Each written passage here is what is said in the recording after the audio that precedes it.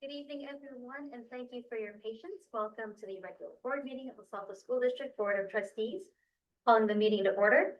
A recording and/or broadcast of this meeting is being made at the direction of the board, which may capture images and sounds of those attending the meeting. If technical difficulties occur or persist, the meeting will continue without broadcasting. I'll now take roll. Stella? Here. Brian? Present. Jim? Here. And I, Shelley Sarkey, am here as well. Forum. And I understand students will lead us in the pledge.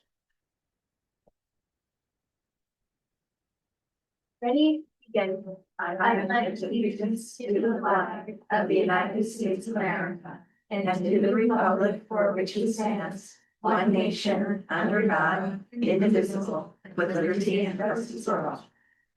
Thank you.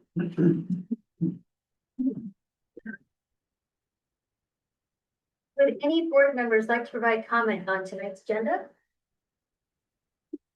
Okay. In that case, may I have a motion to approve the agenda as presented? So moved. Thank you, Stella. Second. Thank you, Brian. All right, motion to approve tonight's agenda as presented was made by Stella, seconded by Brian. All in favor, please say aye. Aye. Any opposed? Any abstentions? Thank you. Motion passes unanimously. Closed session report, no action was taken in closed session tonight. Superintendent's update. Hello. Just a few things tonight. I wanted to thank our amazing team. Carrie and Eric, you know, I've been in and out because of a family emergency, and I am so appreciative that you've been covering in all sorts of ways, big and small. So thank you so much. I hope to be back more regularly. This past week, Shelley, you may be talking about this too, but we had our monthly meeting with the PTA presidents, which is always one of my favorite meetings to really get a sense of what's happening across our schools. One thing we are working on internally that we got some feedback from the PTA presidents is around a volunteer authorization process to expand the number of folks who are officially authorized to volunteer. So we're working through a process, trying to make it doable for our families. We don't want to reduce volunteerism at our schools. We rely so much on it, but we also want to make sure that we have the safest schools possible. So be on the lookout for that. We're talking with principals tomorrow, and then we will be reaching out to secretaries and clerks to talk about that as well.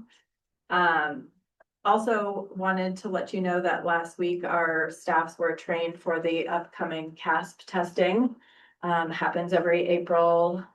So our folks will be doing their standardized tests. We ask families, of course, to try to limit vacations and what have you, so we can get through that standardized testing, but that is coming up in April.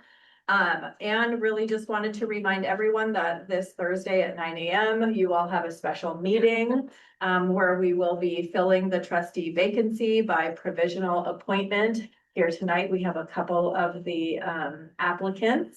So we are hopeful that meeting will be, it's already online, so everybody can look at the applications.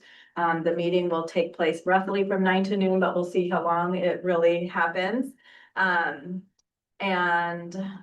we will be Zooming the meeting just like we do. So if folks want to tune in from home, they can. They're welcome to come in person as well. Exciting times. And then Eric, did you want to introduce Henry? Sure. With us tonight is Henry Alianas. And he's our new director of maintenance and operations, and he's made a huge impact in his 3.5 weeks here. We're really excited to have him on our team. He's really trying to get everything organized, and he's doing a great job, and we're very happy to have him. He's also a parent of one of our students at Almond. So we're very excited to have Henry. I told him he didn't have to stay for the whole week. Yeah. Thanks for having me. Yeah, looking forward to working with everyone in the room, and just continuing to support everyone and grow together. Great. So, thank you. Thanks for being here. Thank you. That's it for me. I just want to thank you, since you brought up the special meeting. Yeah. For being so transparent about posting it, and just like it's posted and posted and posted, and we've mentioned it every meeting, so it should not come as a surprise or a shock to anybody. that we are having this special meeting on Thursday morning at 9 o'clock. So thank you sincerely for all of your efforts in getting the word out to the community. I've learned a whole lot. I will tell you that about the process, but it's been great. We're excited to have you select our 5th trustee. I keep looking over there. I know. Like when you're like missing a tooth or something. All right, now we're gonna move on to, quite honestly, the best part of this meeting, and it's our school presentations. And tonight we have Egan School. So I will turn it over to Yeah. you. So happy Lisa's here. Thank you. First of all, thank you. Let me just say, I'm really excited to be here. I was kind of having a flashback moment sitting in my car. I think it was a year ago this month, Jim shaking his head, that it was my very first board meeting where I was introduced as the new principal. And so this is my first official board presentation. So it feels different to be up here at the podium, and I'm really excited. I want to just say thank you to the board and to EC for your support this past year. I am here to highlight with my team something that I think is really special and unique to our Egan community. One of the things that I think, if I'm thinking about my year thus far, there's a lot of memorable things about Egan, but this definitely is one of those highlights that truly has brought pure joy and excitement for just genuine learning and exchanging of cultural values and education and an experience that we provided our students. So I had the privilege of just kind of inheriting this wonderful partnership, and that is our Linko Junior High partnership with a sister school in Taiwan, New Taipei, Taiwan. And this is technically our 2nd year in this partnership. And I think, I just kind of wanted to highlight this special moment because it was very formal.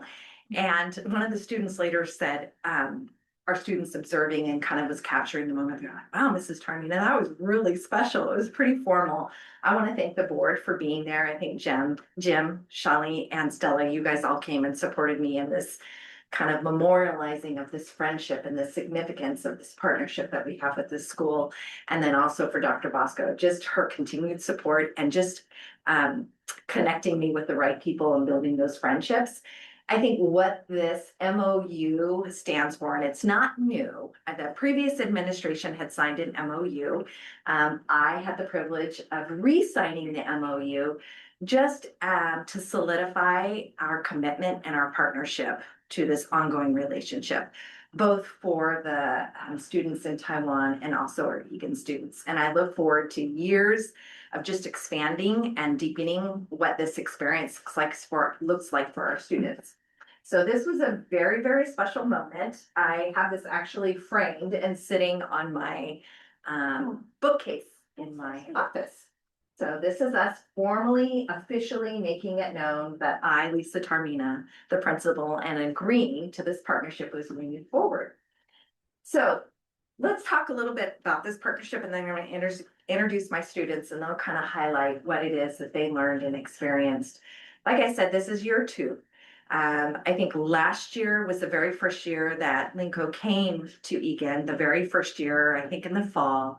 And then in the spring, we had the privilege, and I think the board heard a presentation on some of our staff members and students got to go experience school in Taiwan. And I think for me, just understanding that, the word that Ms. Patino and I talked about was we really wanted to make sure that this visit made sure that we were paying it forward to all that they had learned when they went and exchanged and saw what school was like for them. We wanted to really make sure that we kind of broadened and deepened that experience for Egan. The first year that they came, they did shadowing in the classrooms. And I think they were there pretty much typically through the bell day from 8 to 3.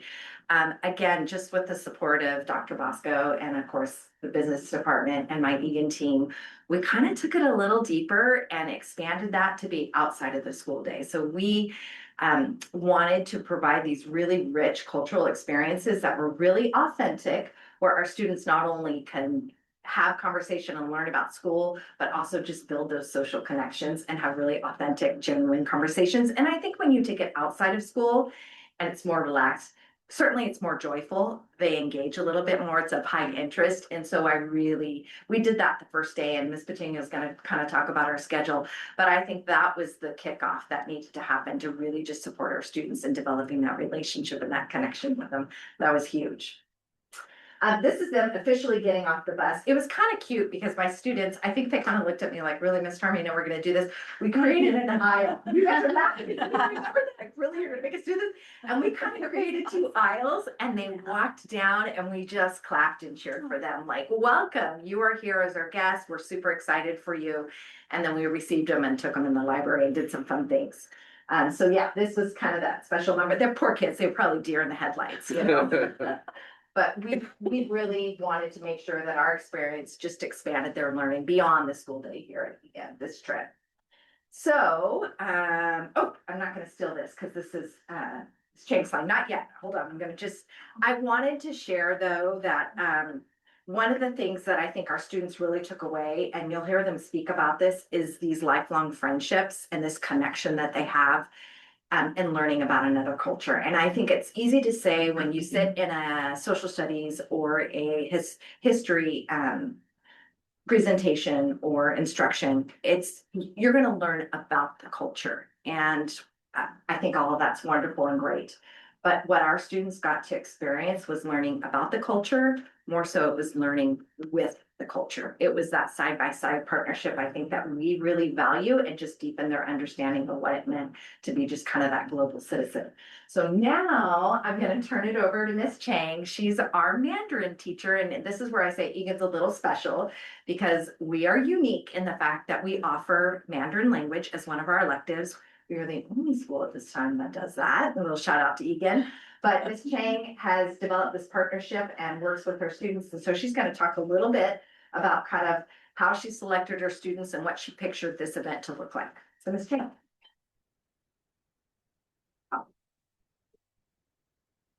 First, I want to say thank you to all of you to providing this experience for my students and me. So we have learned so much together.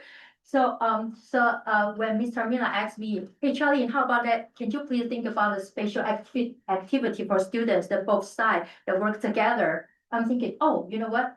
Okay, this is the first, the bottom picture is that, our students are making a Taiwanese bear for the Taiwan students as a souvenir, and the Taiwanese students make the breathing bear from our flag, and so they have exchanged their clay as a souvenir, so they share it with each other. Before we did this activity, I also talk about the information about different bears with my students that said no, they know the history and why I chose the Taiwanese bear because it's the only native bear in Taiwan, and the Taiwan government really protect this kind of bear. So because of this experience, it does help my students build a positive developmental relationship. So you can see that when they welcome those students, at the beginning when I asked my students, I say, okay, we are going to host the students from Taiwan. They're like, what? Why?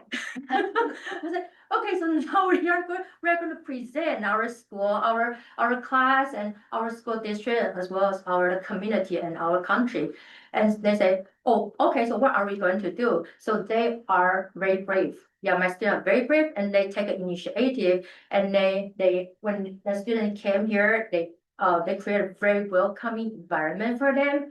Of course, I know my students are so nervous because they don't know what to say. And however, they still navigate the school life and share our cultures and the school life with the students from Taiwan.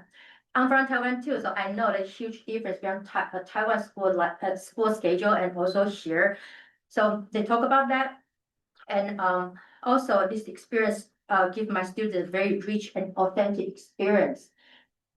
I always told them that when they learn the language, actually, I know Mandarin is really hard, especially for American kids to learn. However, they try really hard, but in the classroom, you do not see actually language learning is a tool to communicate with each other. But because of this experience, they see and they know that, oh, Miss Zhang, now I need to make sure my tones are correct because if I said it wrong, people don't understand. I say, yeah, only me can understand. Yeah. They know the importance of learning this language.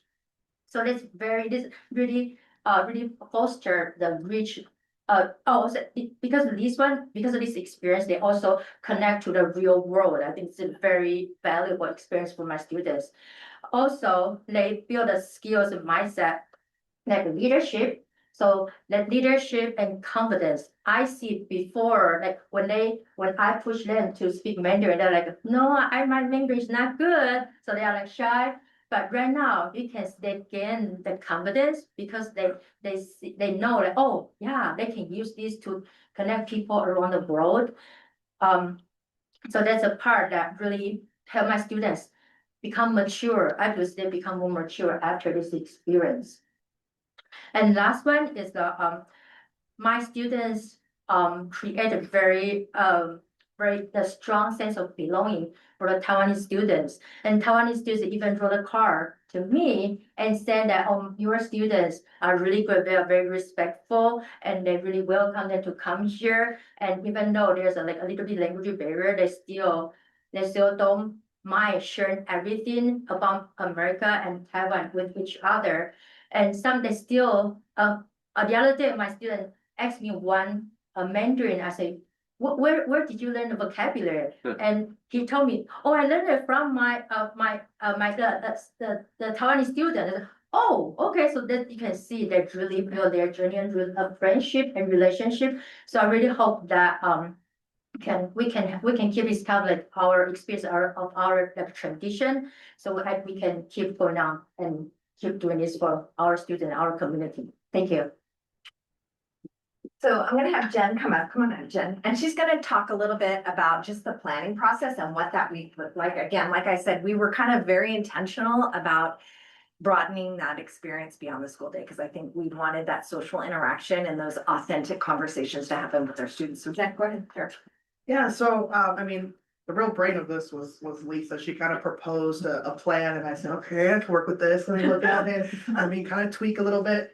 So yeah, she was right. I mean, this experience is really personal to me too. You know, I went with Carrie to Taiwan last year. Crazy to think that was just last year, but to reiterate what Lisa said, it really was all about paying it forward. I mean, I had no idea what to expect when I went there, and they treated us like royalty. So it's only fair to, you know, treat them with the same respect. So we really wanted to make sure that we did that. Day one was kind of easing our way into it. You know, we did the shadowing, and then after school they went bowling. They had like endless supply of French fries and that and pizza. So that was exciting to see how many French fries like a 13-year-old boy can actually eat. It's a lot. It's a lot. So that was day one.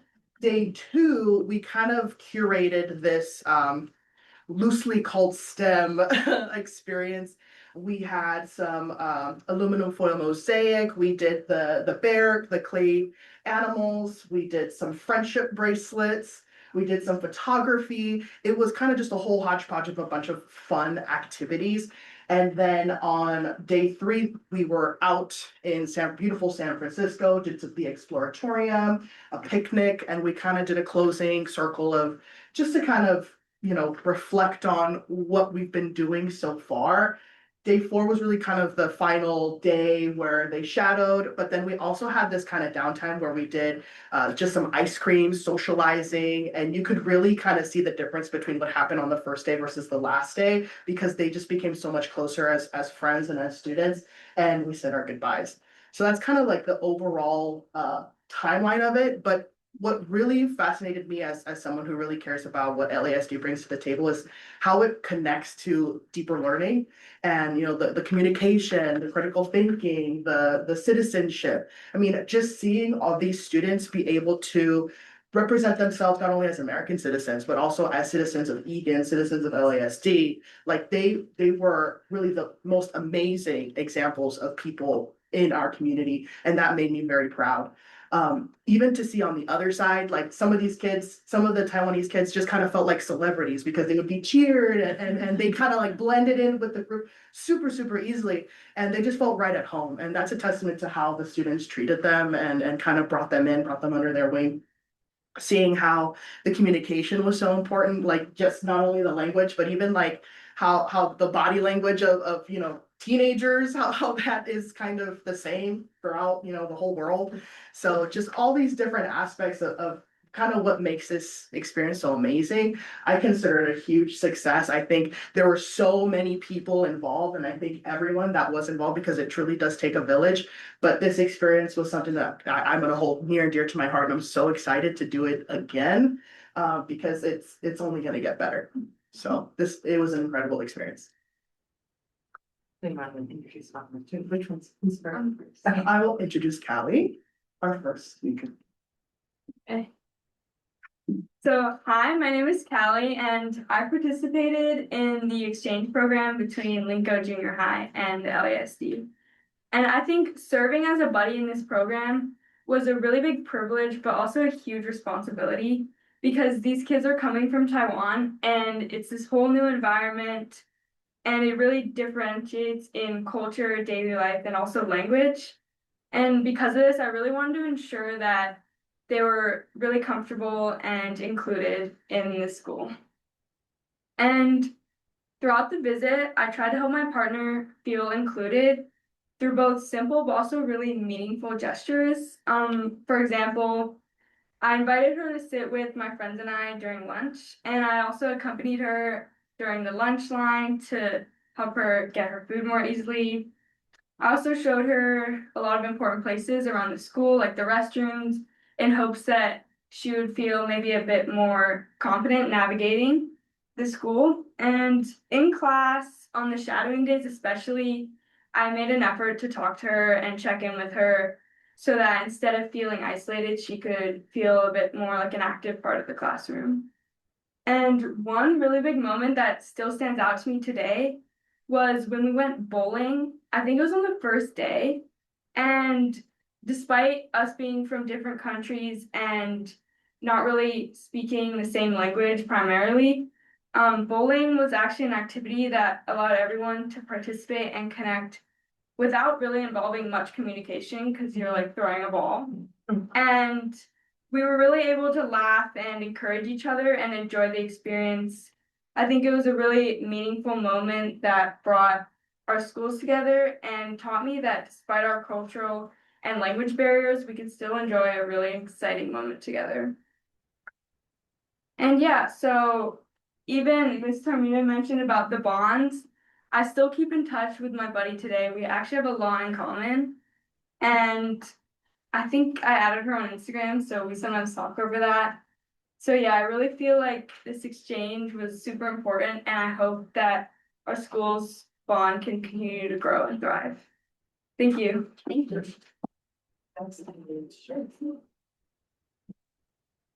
Hi everyone, I'm Olivia Chen. You can probably hear from my last name that I am Chinese, so I'm pretty fluent in speaking to other people. However, with students coming from Taiwan, though I know the language, it's really difficult to kind of know the slang, know how to talk to people properly, how to introduce myself, and how to understand other people as well.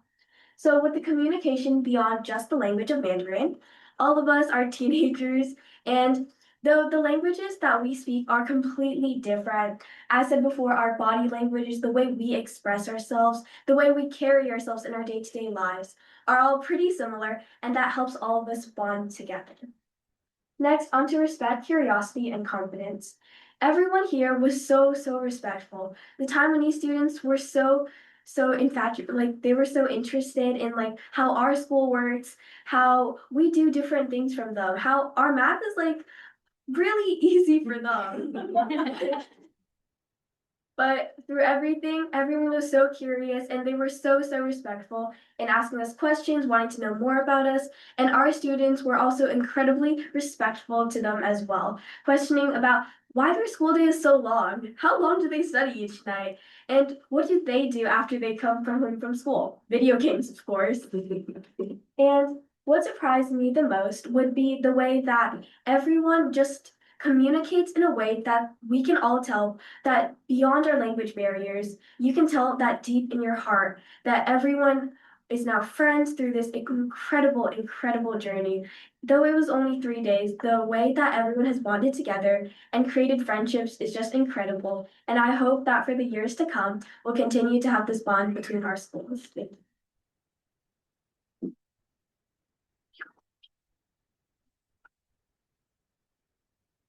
I'm, oh, sorry.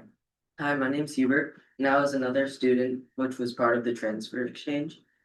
And I felt like over the course of the week, our connection with the students really grew after we slowly helped them feel welcome.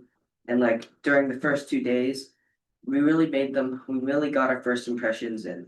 And we helped them learn about our school schedules. And as they shadowed around, as they shadowed us around the school, like you could really just tell how different they were and like how the students really treated them. And they really treated them like royalty. As soon as you walked into the classroom, you'd be greeted everywhere. And they felt like just really excited and felt really comfortable as they settled in. And each day we did really special activities, and it was mainly just all fun. And it helped us exchange cultural experiences and just like what they did at home and what their school schedules like. And even with a language barrier, and I'm not really the best Mandarin speaker, but I still managed to be really good friends with my buddy, even though he was a shy kid. And really, it helped create like really special moments that nobody would ever forget. And even just a couple days ago, he called me at 7 in the morning to show me his pets in China.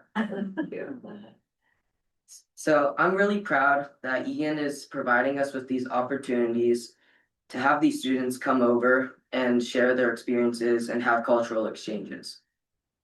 Not only that, but I'm proud that the school feels that we're responsible enough to take on this challenge of just having these students come over. Because I know that not many schools really have a sister school or even have a chance for transfer students to come over.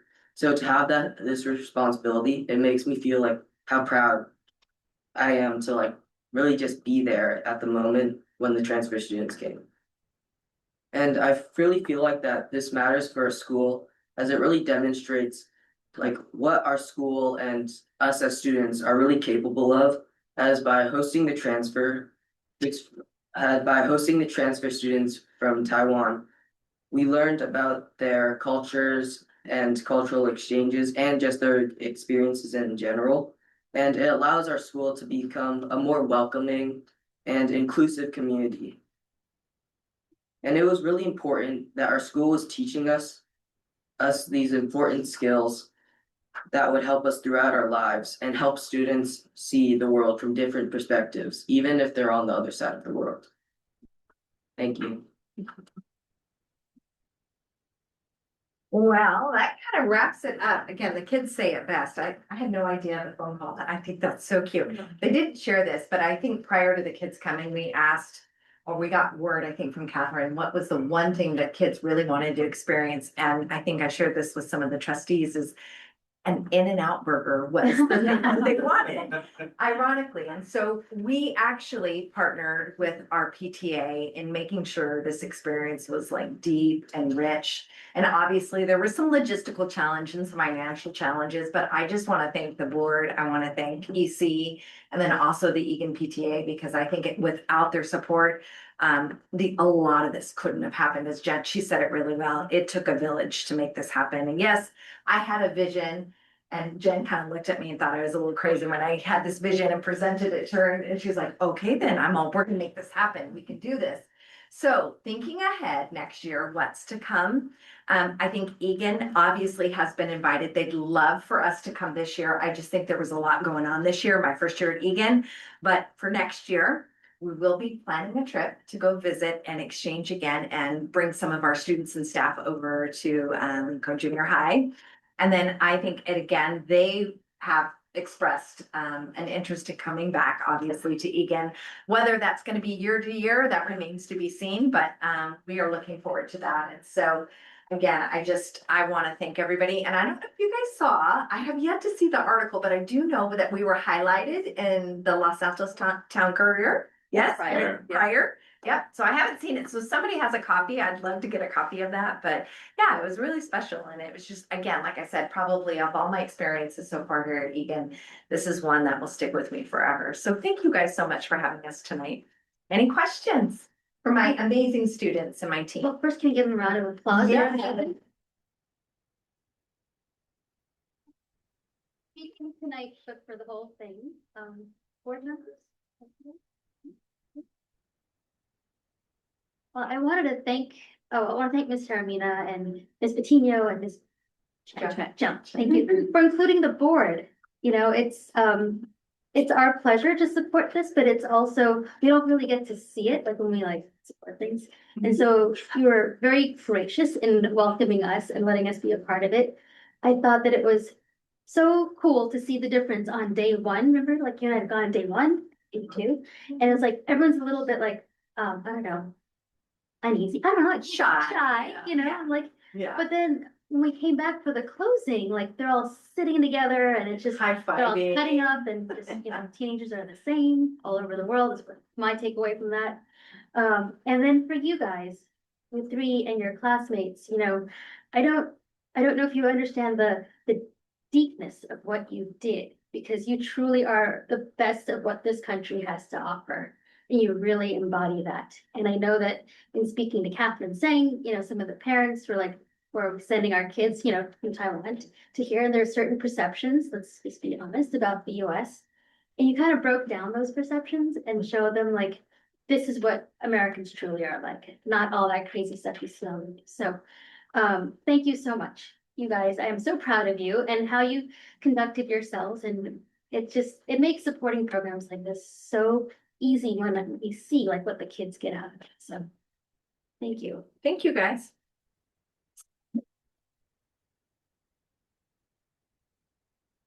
If you would like to leave, we will not be insulted. God. Speaking up like that. Good night. Good night. Thank you. Lisa, I think I have a copy of the paper, so I will drop it with the article. Oh, good. Great. Yeah. I'd love to. I've asked around and I haven't been able to get a copy yet. Thank you. You're welcome. That was so good.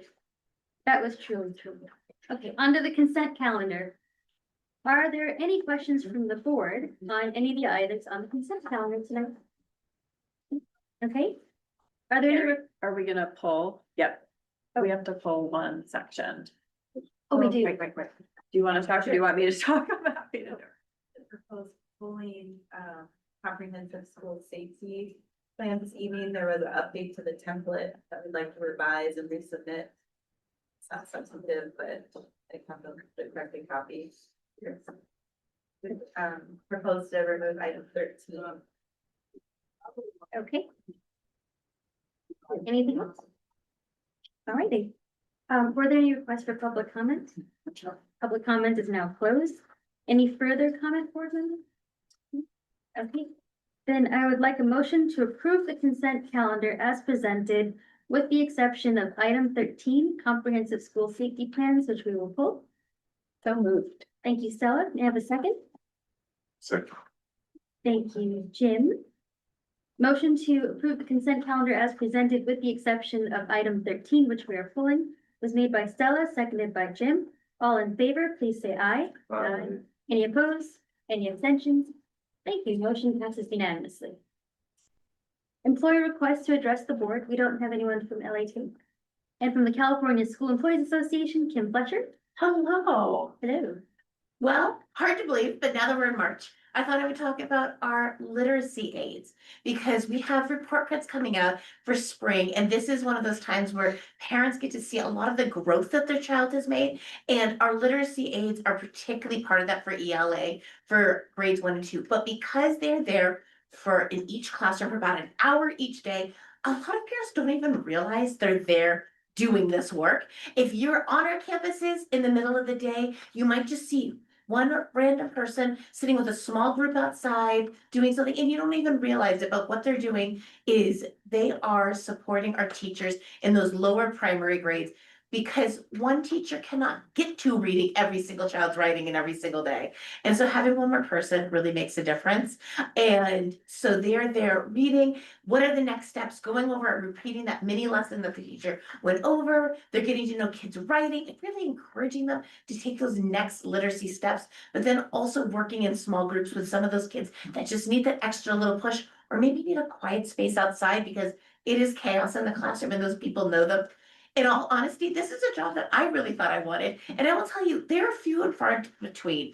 Our staff stay in these jobs for many, many years. This is actually a really beloved job. And so also these kids, it is one more staff person that when they go from first grade to second grade, they often already know this person. So this person already can say to the teacher, oh, actually last year when we're ending, we were really working on remembering that capitalization. These are the tips we gave them. Oh, this pencil worked really well for them. These are the tips. And so it's one more person who kind of already knows those kids, because teachers are amazing, but every year they're starting fresh. And so it's really lovely having a staff person who really loves all these children, knows them by name, is waving to them on campus, following up, and just really making sure that our work also progresses with the student each year and that they have familiar people. And it's just so exciting that we're in March. I just walked out and it really reminded me this morning, I saw our literacy aide at Gardner working away, but then I saw Springers the other week. She was checking in on my kids who haven't been there. My oldest has not been there with her for 6 years since he was in second grade, and she still wanted to know how Nate was doing and if he still loved writing. And so we really have some wonderful literacy aides that just really support our children and our staff so they can just become the best writers and readers that they can be. Thank you. Thank you so much, Kim. Really appreciate your insight into the literacy aids. Thank you so much. All right. To provide public comment on an agenda item, speaker cards are to be submitted to the superintendent. Speaker cards will not be accepted once public comment begins. Your name will be announced when it is your turn to speak. Community comments. This time is reserved for members of the public and employees to address the board on items that are not on the agenda. The board is not permitted to discuss or take action on non-agenda items, except to instruct the superintendent to review the matter further, report back to the board at a subsequent meeting, or place the matter on a future agenda. The board may make a brief comment or ask clarifying questions. And it looks like we have one for public comments, so give them 3 minutes. Will fiscally responsible parent please come to the podium? Hello, I am fiscally responsible parent, and I just want I'm come here. I want to provide some clarifications for a recent article in the in the Los Altos Town Crier, where one of the former trustee, former president, mentioned that LASD pay BCS per state pupil amount for $1.8 million. And kind of what I wanted to clarify here is that he admit the bigger part of it. So just while for the state fund law on funding, LSD may pay for this post the state for people for all their students, including the out of district students. But then the state reimbursed the district for the cost of the out of district student through the basic aid supplement funding, the charter school adjustment. So LSD might have technically paid X million extra, but the state reimbursed LSD nearly $1.6 million last year. And this piece was omitted in that opinion piece in the newspaper, which I just want to come up here and clarify that piece. And then he brought up the piece about BCS having more than 8% out, 8% of out of district student. Well, I think that were probably communicated with the LSD board because that public information. So I mean, LSD could have just refused that agreement and then exercise Prop 39, because currently all the students at BCS are getting like probably half the amount of land that the LSD students are getting. So I just want to bring up that clarification. Thank you. Thank you. Yes, sir. I have a question for Eric. Yeah. Have we received any reimbursement from the state for charter students? We only get 70% of the ADA from LCFF districts. So last year, for example, we received about $30,000. Thanks, Eric. That's it. Far cry from over 1 million. Correct. Thank you. Any other comments, board members? Very good. On to action and discussion items. Second interim financial report. Eric. Good evening, everyone. Tonight we're here to do second interim, and this is the time where the district will reconcile any changes in the budget assumptions from July 1st through the end of January. And we're already in the middle of March, so things have changed since then. And so tonight is our update, and we're required to update the board twice a year. First interim is December 15th, and tonight at March 16th.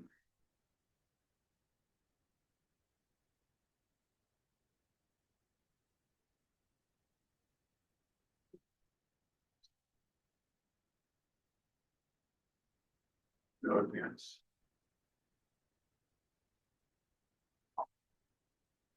There you go. There you go.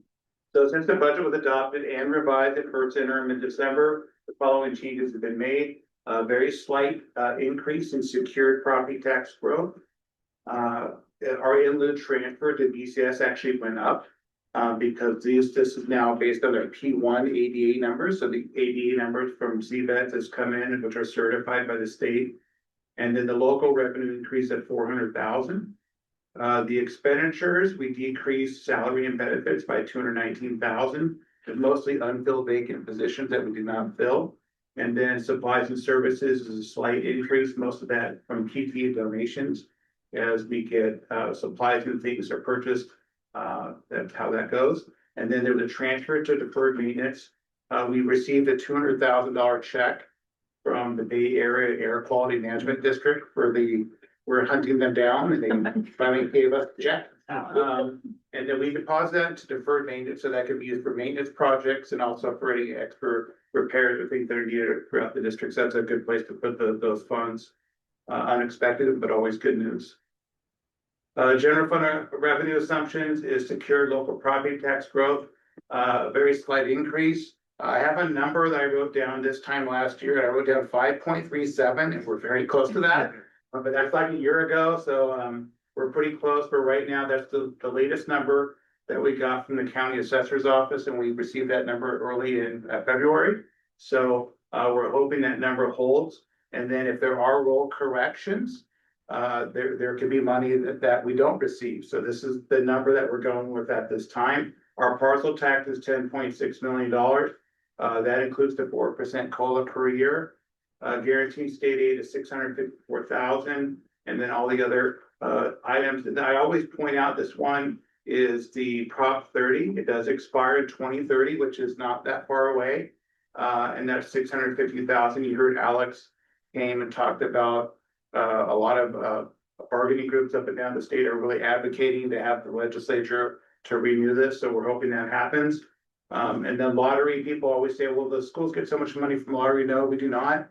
And that lottery number does change per year based on how much the lottery collects. And then the due to charter school is 11.6 million. And I always like showing the pie charts because really breaking down what our district receives in revenue. The bulk of our revenue is local. That local number is all the property taxes and the parcel tax. And then the local also includes late as well, because sometimes we lose track, and I'll point out late in another slide. But you can see the federal revenue is a very small percentage of our budget, and state revenue as well. And that number changes from year to year based on funding and what happens in the state, and then the federal number has been pretty consistent the last several years. Secured property tax growth, you can see from first interim to second interim, very slight change of unsecured. Unsecured property taxes are things that are not tied to property. It could be airplanes, boats, equipment, machinery, things that are not secured to real property. And the last one is called homeowner exemptions. We get backfilled by the state for homeowners. It's a very small part of this, the property tax bucket in our budget. 3-year summary. This is really showing the last 3 years of the actual property taxes received. 5.94, slight decrease, slight decrease. So our property tax is growing, but not at that robust state that we had. And that's very reflective of almost everyone in our county. Property taxes are slowing for everyone. I highlighted, this is a new slide that we want to highlight for looking at what is in that local revenue bucket. And if you see the parcel tax is 60% of local revenue of the four categories. You've got PTA donations, some grants, some of them are expiring, which I'll highlight, the inter-district transfers, some leases and rentals, and then late it's 15%. So, and then the miscellaneous local are some different types of you could say like small donations and things like that, but it's not a huge number. Some of them are grants and MOUs with other school districts for different students as well. Cafeteria fund, we always want to highlight this fund. This is one of our newer things for the universal meals, and we want to highlight this every year. The bottom number is the one that hits our general fund, and that's how much we have to contribute to the general fund from the general fund to make this fund solvent. State revenue, a slight increase, which is good. And then the federal revenue, we're always cautious about federal revenue because we don't know what the federal government can and cannot cut every year. So that's the number we're getting from the free and reduced level students national schoolage program. Special education is a large percent of our budget. But we have a reduction in salary and benefits that are combined together. Anytime you reduce salaries, the benefits that are associated with it go with it as well. And that's from some vacancies as staff come and go throughout the year. If we choose to not fill those vacancies, and that's a savings. So any unfilled vacancies where we're getting that savings at this time. So you can see a slight decrease in our general fund contribution. It's still over $12 million, but at first it was 12.8. So we feel pretty good about reducing their contribution down to 12.6 at this time. So not only do we have to budget in the current year, but we also have to look in the 2 out years, and that's required. So our property tax growth at this time is 5.29%. The number we have, and people say, well, how do you get that number? Well, the number we get is from the tax assessor's office, and that's the number we get every month. It's usually the first day of the month, depending if it's on the weekend or not. We'll get a number from the tax assessor that says this is what your estimated roll growth is for 26-27. And the last number we got March 1st was about 4.01%. So right now at second interim, we're going to go with 4%. And then in 27-28, we do not know that number. So we're going to budget very conservatively. And we know historically our property tax numbers have been around 5 or greater. But at this time, the number we're going to go with 3. And then as we get closer to adopting our budget, these numbers will change. And then hopefully we adopt the budget, we're hoping and we're projecting, we'll see how the tax assessor, if they agree with us, but we'll get the data that they provide to us and we'll build that into our adopted budget. Parcel tax is at $10.6 million this year, but in the 2 out years, you can see the increase, and then it increases the COLA. Our guaranteed state aid number is a flat number. The mandated block grant fluctuates. There's a slight COLA in that, but then if you have a slight decline in your ADA, so at the multi-year, we're keeping that number flat, and the other numbers out there are also flat. The one thing though, as we're showing, is due to the charter school, we pay Willis Charter School every year, but it's actually a reduction in revenue. So if you look in the SACS forms in our budget documents, the revenue actually is a decrease. It's a big number every year. And then that number next year, COLA is 2.41%. And then in the out years, we're also showing in our locals, there are decreases of one-time local and state grants. Claire Crane is working really hard to secure some additional funding. She asked El Camino for the El Camino Hospital grant, but one of our capacity grants, Valley Health grants, $316,000. When that grant goes away, the funding, that there's less revenue for the district. So I'll show that to you in the multi-year what that looks like. Step and column, because we've been giving significant pay salary increases last several years. That step and column was about 500,000. Now it's about 565,000 per year for step and column every year. And then the staffing changes from last year to this year, we reduced by 8. And then we don't really know yet because we just had a meeting this morning. We'll be working the next several weeks on budget adoption, looking at what our staffing levels are needed. And we also are gonna, Sandra and I kind of joke, we think we made this statement, and all these other districts across the state are copying us, but we call it right size staffing, because that really has been something we've been talking about, and we've been very deliberate about using that term, because it is really matching your staffing to your enrollment. As our enrollment has declined, We've actually been we've been very thoughtful in how we've done it. And then I also want to point out that if you really think about it, our staffing would be much lower, but we actually increased a whole grade level. We added TK. Well, TK is 10, we have 10 TK classes, and then we have every TK class has aides. And then we have our cafeteria program, which has a food service program, which has every school has a lead. And then we also have an assistant. So you can imagine our all the great staff that we have that help support our schools has actually increased. And then of those programs, none of them are funded for our district. So that all does hit our general fund. The cafeteria fund is an unfunded mandate and also TK. And we talk about, the cost of a TK class is about $250,000 if you include the teacher and the aide and the facilities and the equipment. So every TK class is about $250,000. The multi-year revenue, and this is what I highlighted. I usually don't put yellow circles around things, but this year I want to highlight where the state revenue is. This year we received a one-time block grant. But next year, we're not going to receive that. There is talk in the government proposal, but there will be another block grant, but until that is adopted, and then most likely what we do is we budget conservatively at the budget adoption. And then in December, we'll make the changes in first interim, and that's way we'll actually know when the state adopts their budget. So we're showing that number to drop off, and then the other local is going from 7.1 to 5.4. You can see the increase of the parcel tax. And the other local is a lot of one-time grants. Also, we do not budget for PTA donations. Our interest is another thing that we budget conservatively for interest, but our interest, we added an extra 200,000 for interest, extra revenue from first interim to second interim as well. Multi-year expenditures, you can see salary and benefits going up. That other financing uses, that's the transfer out to the cafeteria fund to make that fund solvent, which is Fund 13. And you can see our expenditures going up, really going down. Now, I want to point this out. When we receive the one-time funds, we have to book it as a revenue and expenditure. So if you look at next year, the district expenditures is only going down by a little bit, and that's because that one-time funds, the expenditures that we budget for are not going to be in the budget for next year. And then if you look at our multi-year projections, this is our beginning fund balance, which I highlighted a lot at first interim about the reason that we need the fund balance is we need cash to make payroll, which is very important for basic age school districts. So at this time, we're projecting a reduction in fund balance, which is a deficit of 2.6 million. And then the next 2 years, 2.3, 2.5. Fund 17 sits outside of the general fund, but that's our extra layer of protection. So our percent reserves, as you can see, a slight drawdown on that. Growing concerns, a lot has changed since first interim about global things.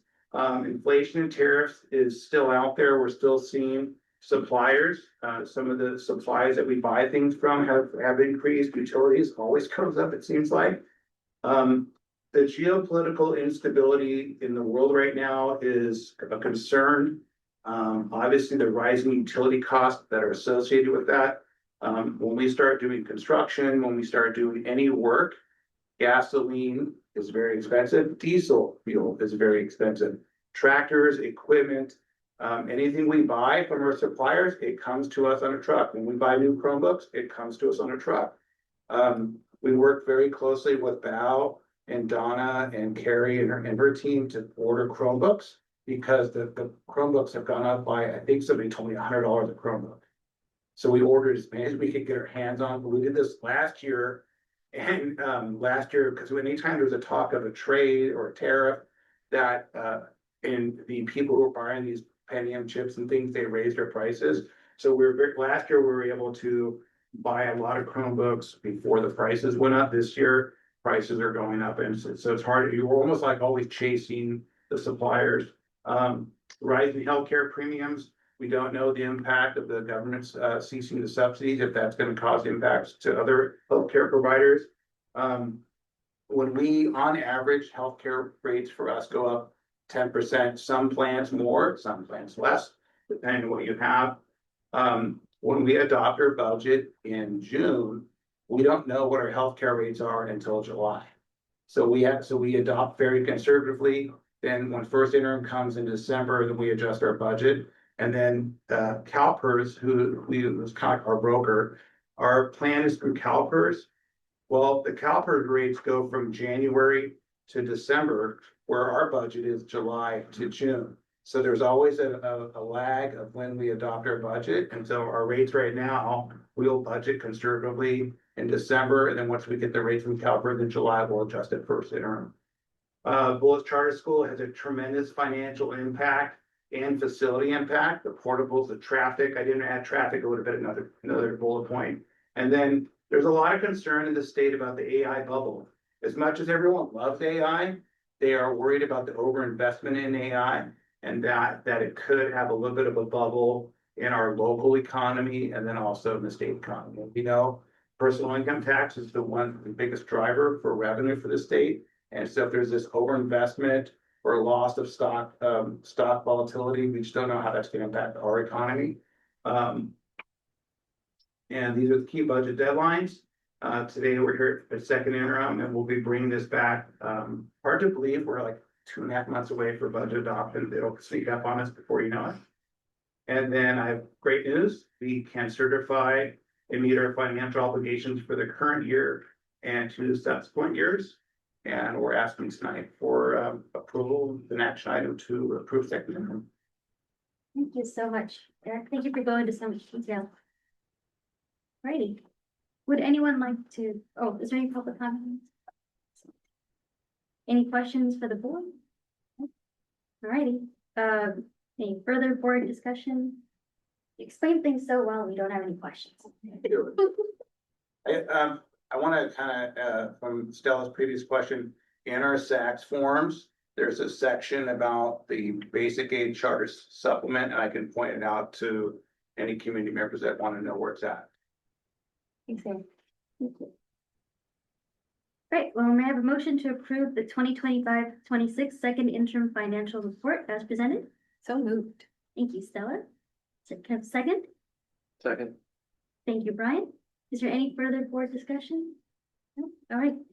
Motion to approve the 2025-26 second interim financial report was made by Stella, seconded by Brian.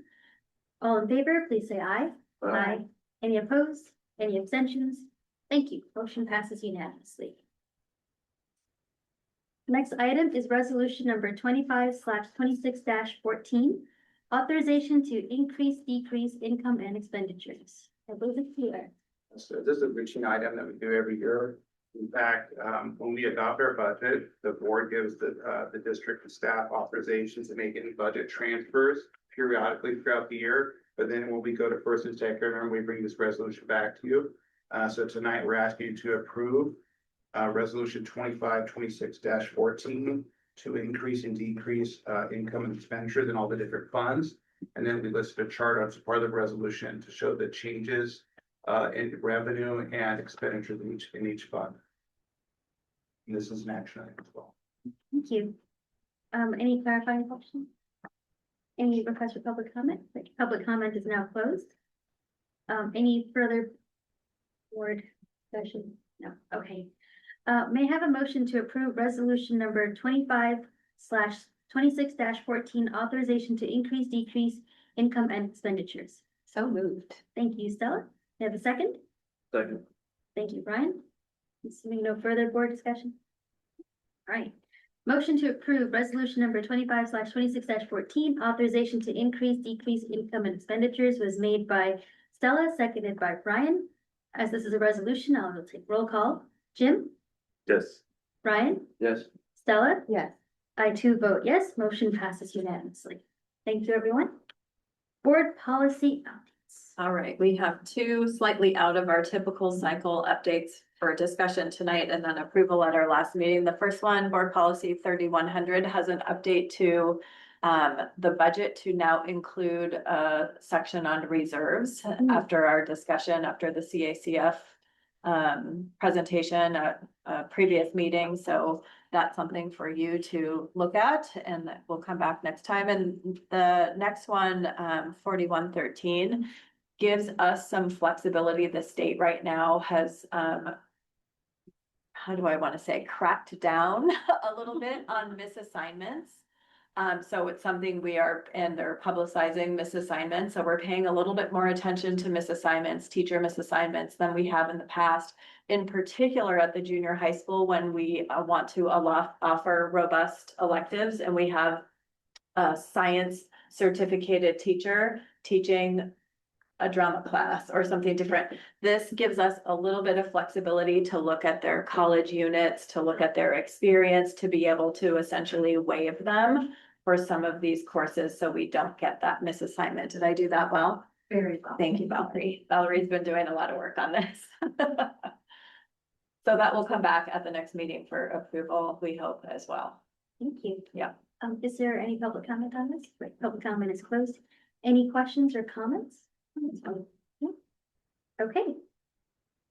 Then, that is not an action item, so we will move on to board and administration comments. Harry, do you want to kick us off? Sure, thank you. I understand the LAT had a successful meeting with membership to explain our tentative agreement, so we're looking forward to hopefully bringing you a TA for approval in our April meeting. Also to continue the partnership with our sister schools in Utah City. Raquel Mataroli, Principal of Almond, who also went to Taiwan with us to visit, will be hosting a small delegation of younger students over at Almond. If you have interest in popping by, it'll be March 30th to April 1st. Putting the schedule together. I would welcome them for a visit. I've got great news to share. Yes. So on March 4th, Sandra and I attended a rating meeting with Standard & Poor's, and we gave them our whole financial outlook for the district and how things were doing the last several years. And 2 years ago, we were upgraded to AAA+. And then we were hoping it was going to, I always say on Friday the 13th, you don't want bad news, but we actually got it on Thursday night. And so Standard & Poor's affirmed our rating for AAA. I said, can we go higher? That's the highest rating you can get. And I did some data crunching. Standard & Poor's has ranked 643 school districts out in the state, and only 29 are AAA, and we're one of the 29. It's actually only 4.5% of the districts. And what AAA means, it's your credit rating.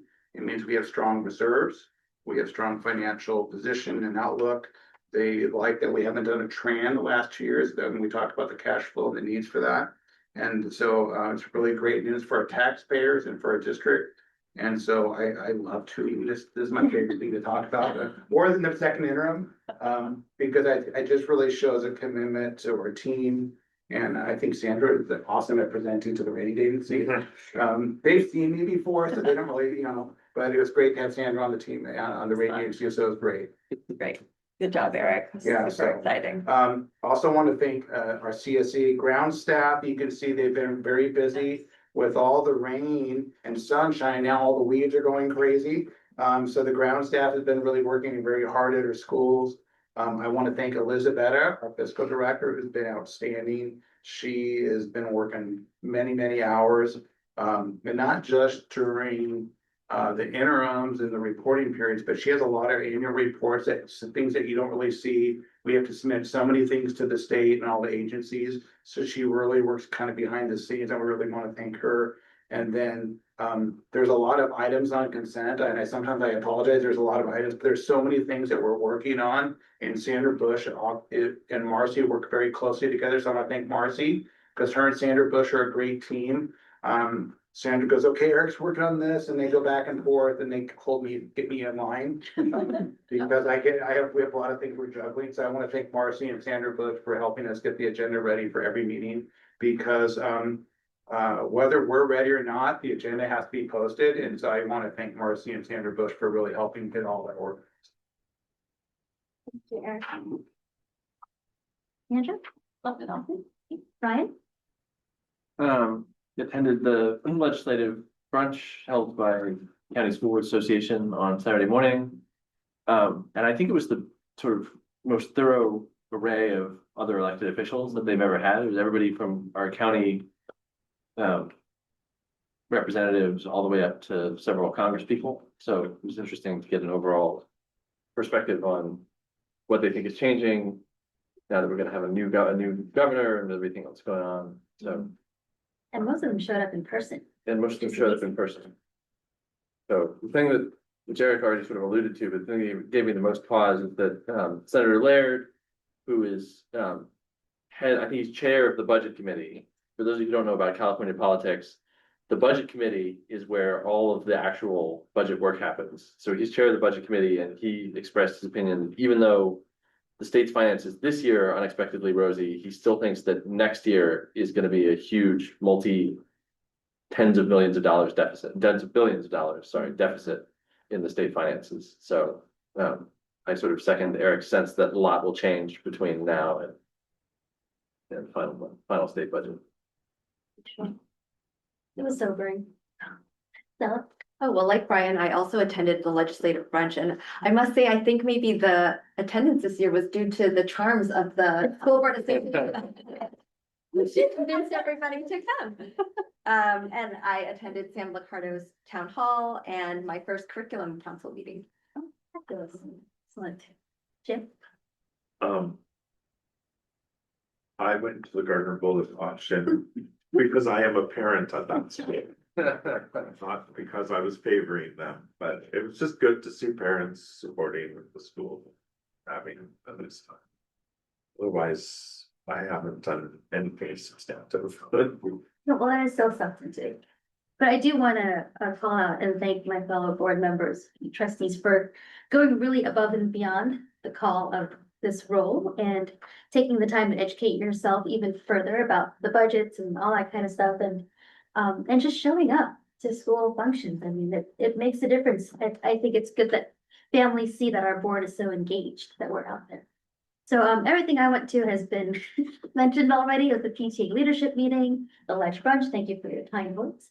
And with that, I guess we'll see everybody at the special meeting this Thursday. Be there or be square.